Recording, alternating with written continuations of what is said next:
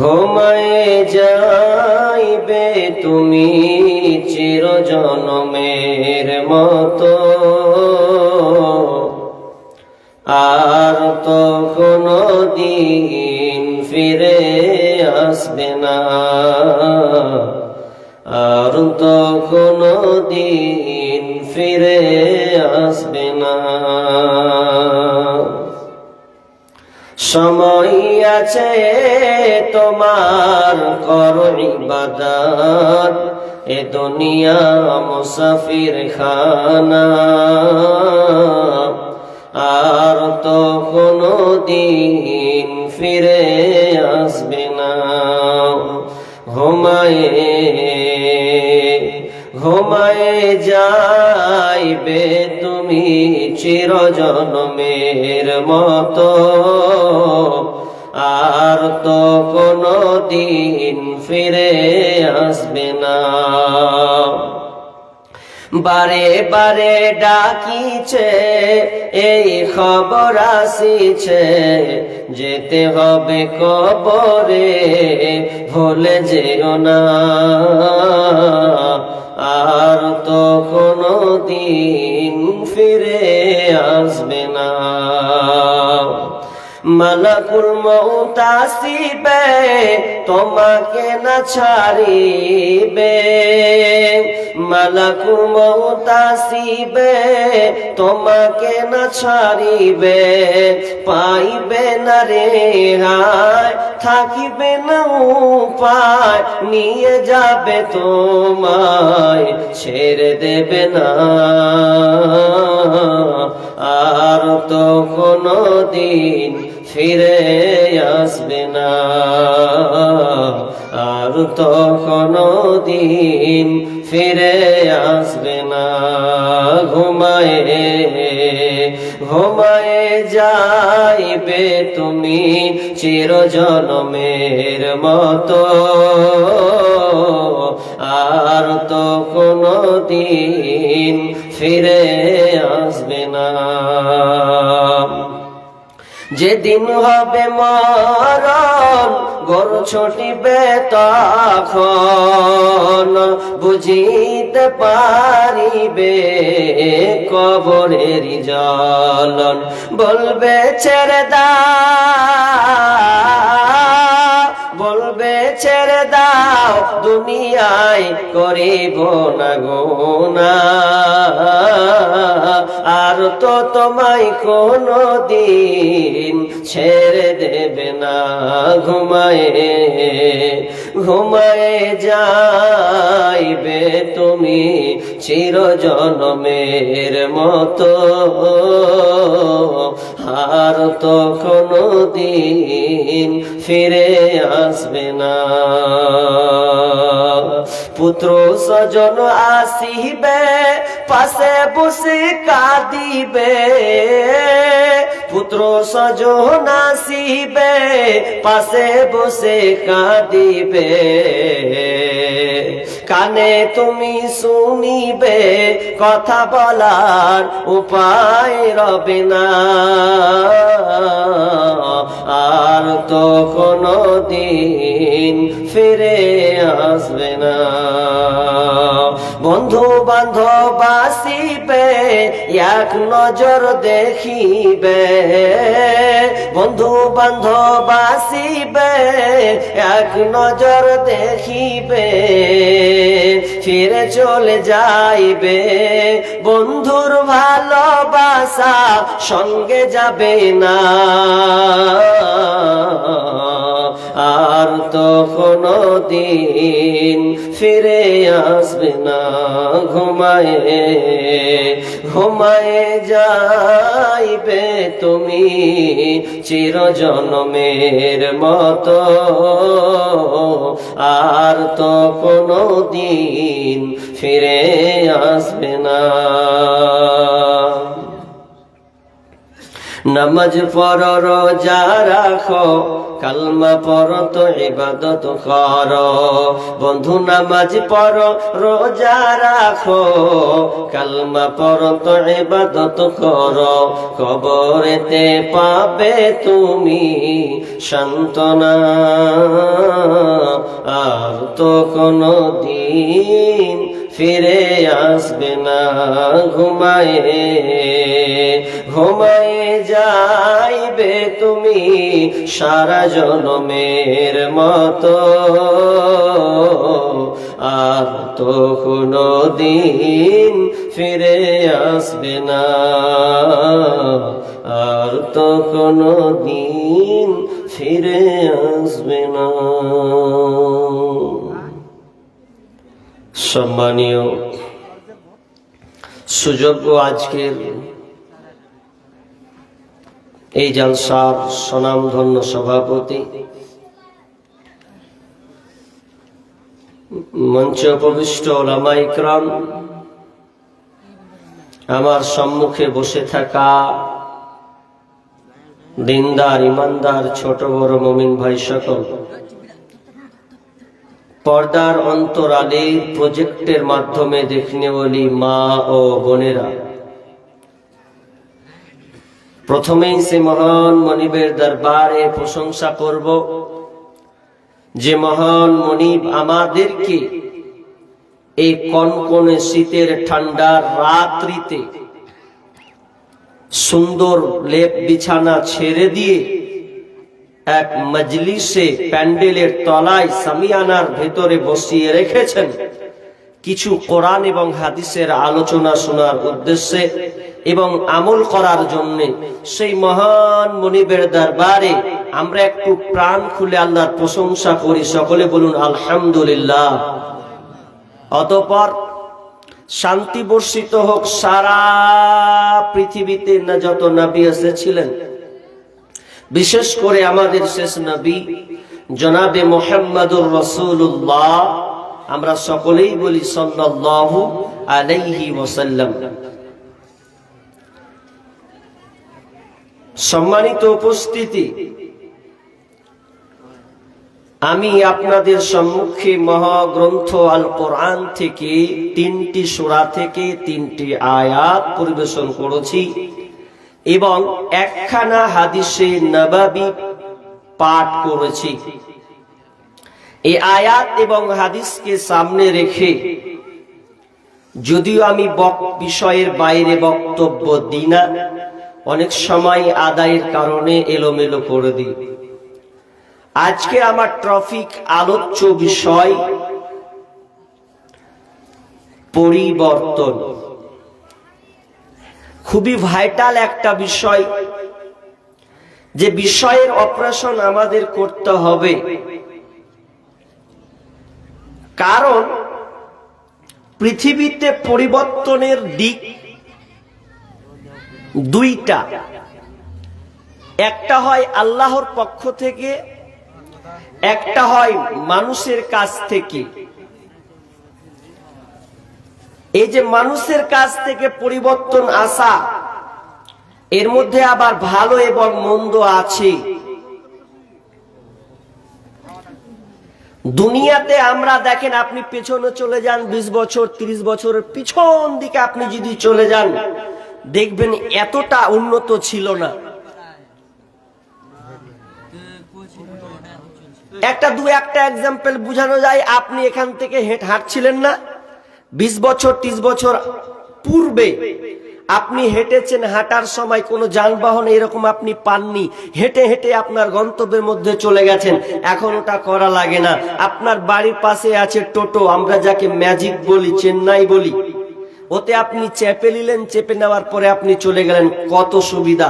20-30 বছর আগে এরকম আপনার কাছে মোবাইল ছিল না যে মোবাইলটা এনে আপনি ফোন করবেন।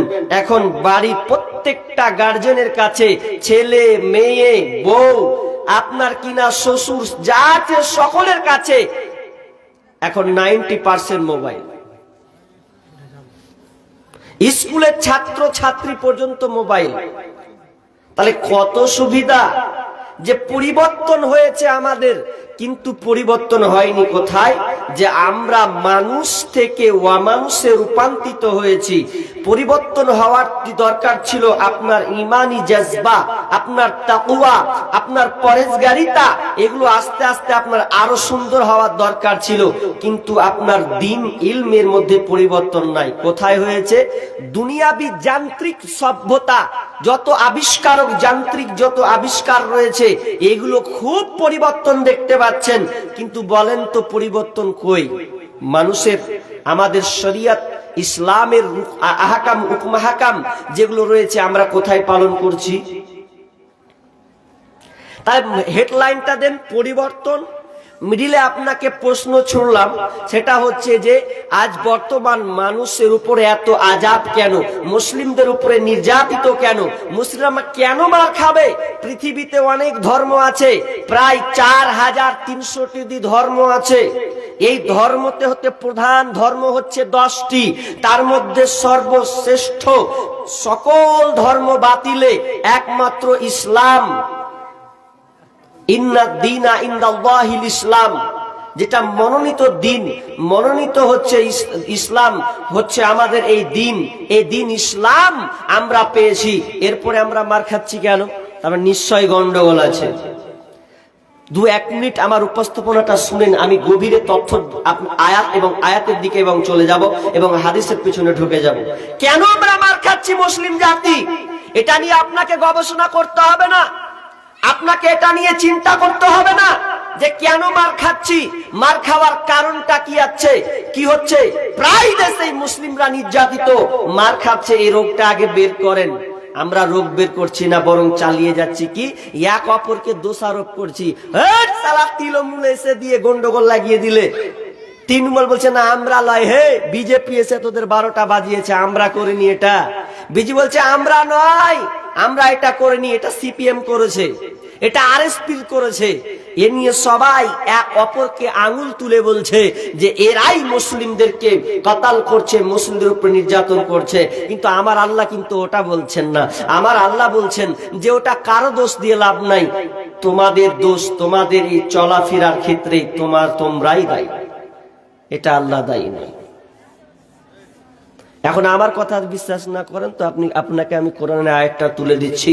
আল্লাহ কি বলছে দেখেন, বিসমিল্লাহির রহমানির রহিম। ظهر الفساد في البر والبحر بما كسبت أيدي الناس ليذيقهم بعض الذي عملوا لعلهم يرجعون।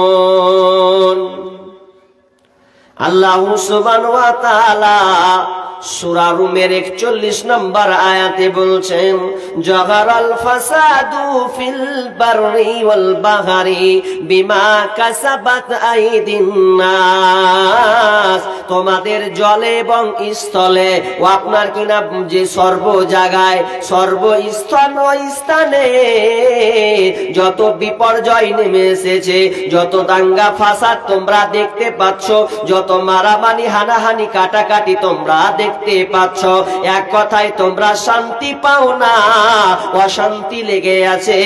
তো আমার আল্লাহ বলছেন যত ফাসাদ তোমরা দেখতে পাচ্ছ, বিমা কাসাবাত আইদিন নাস, এগুলো তোমাদের হাতের কামাই, এগুলো তোমাদের কারণে, তোমাদের ব্যবহারে, তোমার হাতের কামাইয়ের ফসলের কারণে এই আযাবগুলো তোমরা দেখতে পাচ্ছ।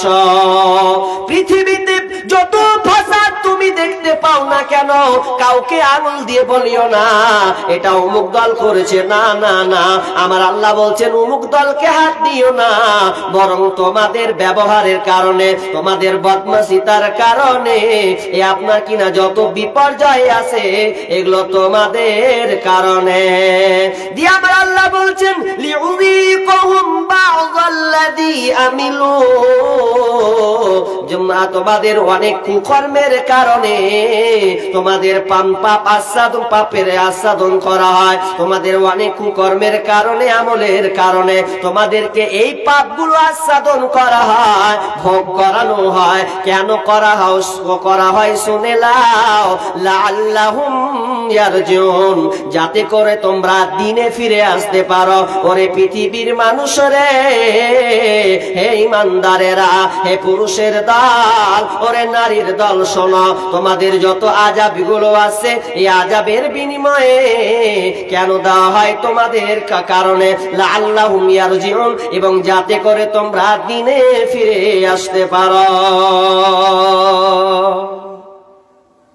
দোষ কাউকে দিয়ে লাভ নেই। আপনি নিজেকে একটু অনুশোচনা করুন। আপনি একজন মানুষ, কি করবেন আপনি বিবেচনা করে? আপনি তো মানুষ থেকে অনেক গণ্ডির বাইরে চলে গেছেন।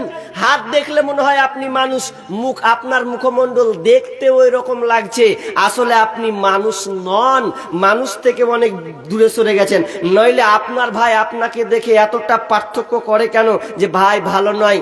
আপনার ছেলেকে আপনার বাপ কেন বলে যে কোথায় গেলে পাবো বলো কাদা মাটির মানুষ ভাই? কোথায় গেলে পাবো বলো কাদা মাটির মানুষ ভাই?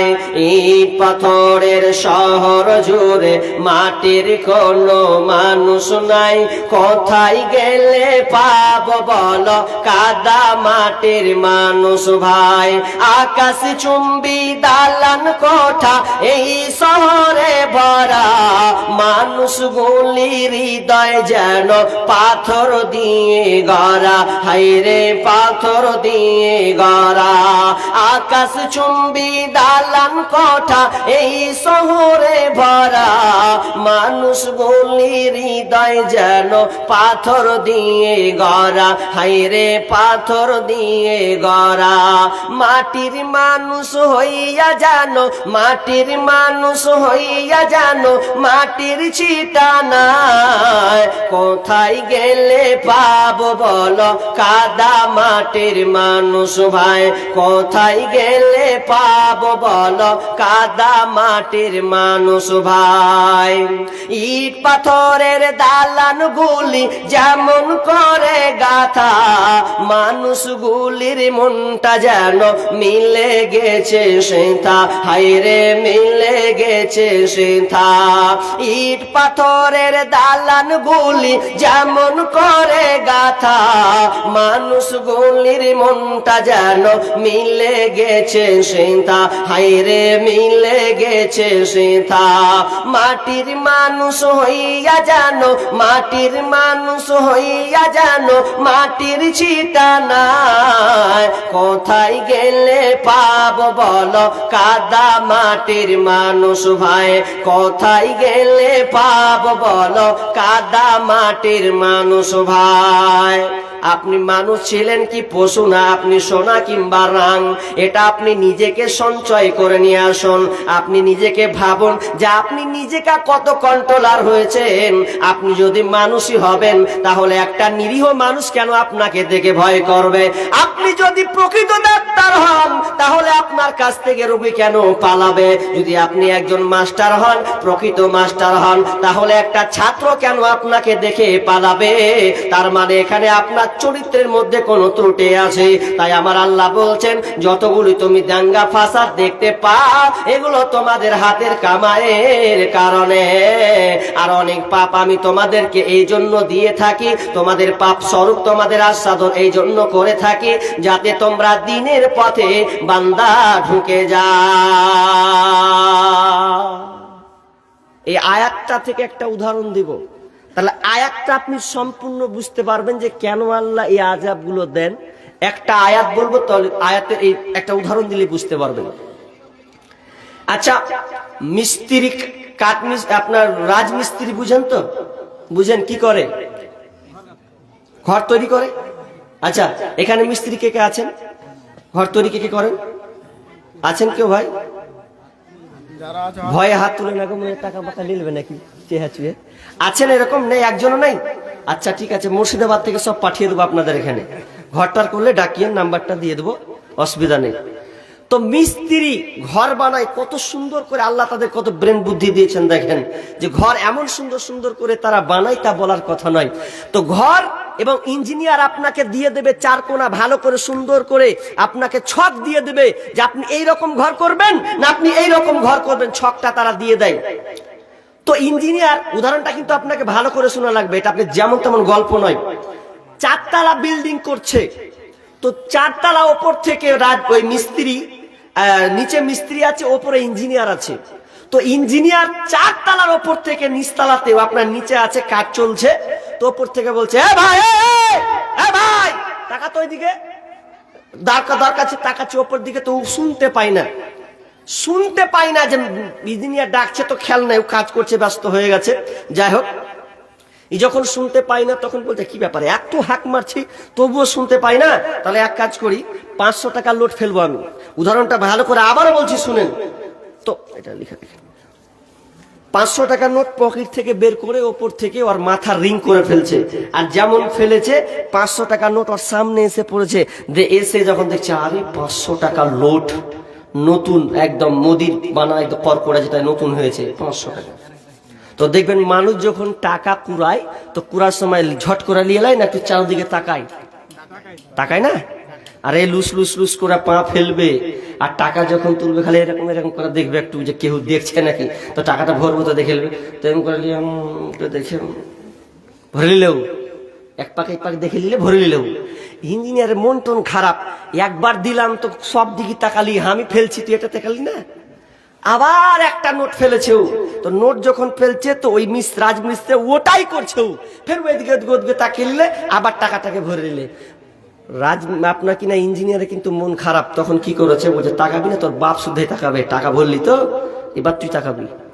তখন ইঞ্জিনিয়ার কি করেছে, ওপরে একটা ঢিমুর লিয়েছে, পাথর ধরেন, পাথর লিয়া করেছে, তুই তাকাবি, তোর বাপ শুদ্ধই তাকাবে এবার। তখন ওই মাথাতে রিং করে পাথর ফেলছে, আর যেমনই পাথর ফেলা, যেমনই ওর মাথায় পড়ে যাবে, তখন ওপর দিকে তাকাতে লেগেছে। তখন ওই আপনার ইঞ্জিনিয়ার বলছে, হ্যাঁ ভাই তাকালি কেন, অতক্ষণ থেকে তোকে হাঁক দিলাম 2-4 বার দিনু না, তুই তাকালি না, টাকা ফেললি তাও তুই, টাকা ফেললাম তাও তাকালি না, আর এখন একটা ঢিমল পড়েছে আর পাটাম করে ওপর দিকে তাকাচ্ছিস, এবার মজা লেগেছে না? তো আমার আল্লাহ বলছেন, আমি সারা পৃথিবীর মানুষকে মুয়াজ্জিনের মাধ্যমে ডাকলাম, হাইয়া আলাস সালাহ, হাইয়া আলাল ফালাহ, হাইয়া আলাস সালাহ, তোমরা নামাজের জন্য এসো, হাইয়া আলাল ফালাহ, কামিয়াব নেবে তো এসো। শান্তি যদি পেতে চাও, নিষ্কৃতি যদি পেতে চাও, ফালাহ যদি নিতে চাও, তাহলে তোমরা মসজিদে এসে হাজির হয়ে যাও। এই মুয়াজ্জিন আপনাকে ডাকলো, কিন্তু আপনি মুয়াজ্জিনের ডাকে সাড়া দিলেন না, আপনি আপনার কাজেই ব্যস্ত থেকে গেল। আপনাকে ডাকা হলো মুয়াজ্জিনের মাধ্যমে, আপনাকে ডাকা হলো বক্তার মাধ্যমে, আপনাকে ডাকা হলো মসজিদের ইমামের মাধ্যমে, বিভিন্ন মাধ্যমে আপনাকে দিনের জন্য ডাকানো হলো, কিন্তু আপনি এলেন না। যেদিন আল্লাহ আযাবটা দিয়ে দেয়, যখন আযাবটা মানে তৈরি হয়ে যায়, যখন শুরু হয়ে যায়, আপনার কিনা করোনা, আর কিনা আপনার মহামারী, আর কিনা অনাবৃষ্টি, যত কিছু আছে, আমার আল্লাহ